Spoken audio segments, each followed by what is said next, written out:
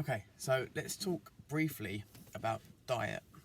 Now, we all know that weight gain and weight loss comes down to energy balance and the law of thermodynamics, which means that it is solely calories in versus calories out.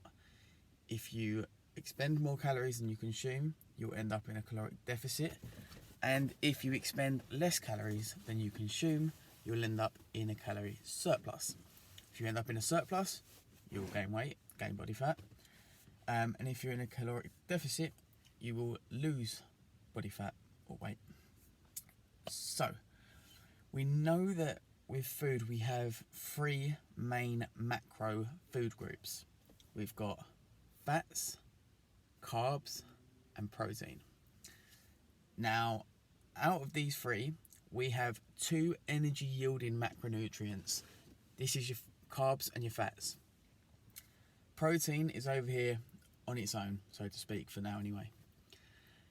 So, if we focus on the protein first, setting a daily target can definitely help when it comes to working your calories throughout the course of a day, a week, month, and so on.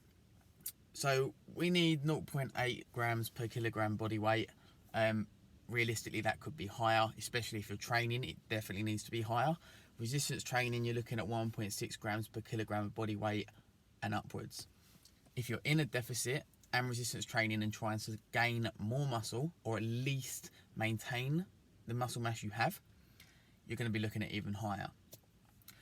So if you focus on that macro food group, being protein, that then sets sort of a baseline from which you can work around.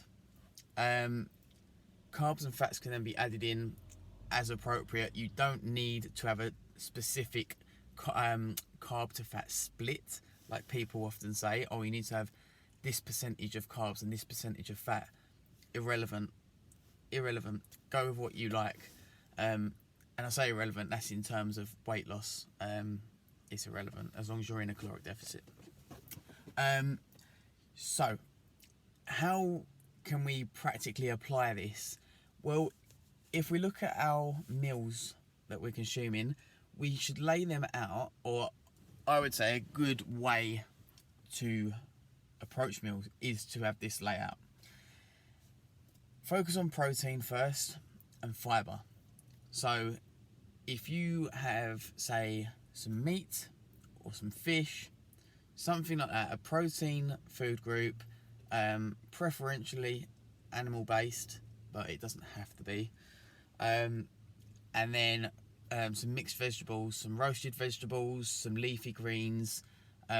Try to get a range of colours, but meat and veg first, because that's got your protein and your fibre, also some micronutrients as well, your vitamins, your minerals, and then put in something else that you want to put in.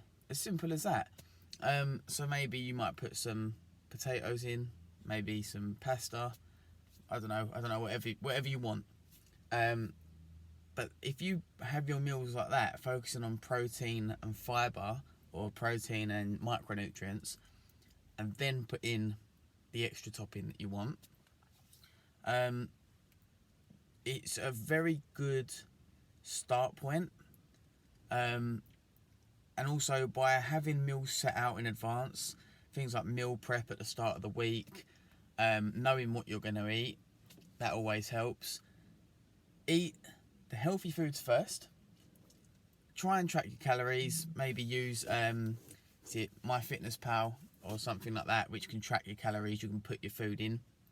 It tells you how many calories you're consuming. And after you've consumed your nutrients, you've hit your protein target, you're eating a lot of fibre, you've got your fruits and your veggies. Once you've ticked them boxes, see how many calories you've got left to play with, and then treat yourself. That's when you can have the bit of mouth pleasure and you can enjoy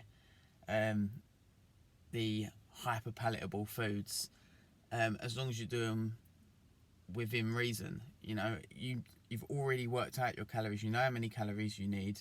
to maintain or gain weight or lose weight. And once you've ticked all them boxes, you know, you've eaten the amount of protein you need, you've eaten your fruits and your vegetables, you've got your fibre.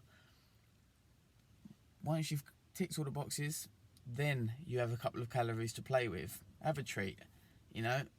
But it's almost like, not you're earning them, but you've done everything right, and now you have the couple of calories to play with, rather than just stuffing your face on hyper palatable food that isn't satiating, and you end up just eating more and more and more, and you go into a huge caloric surplus and you end up gaining weight. So that is a practical application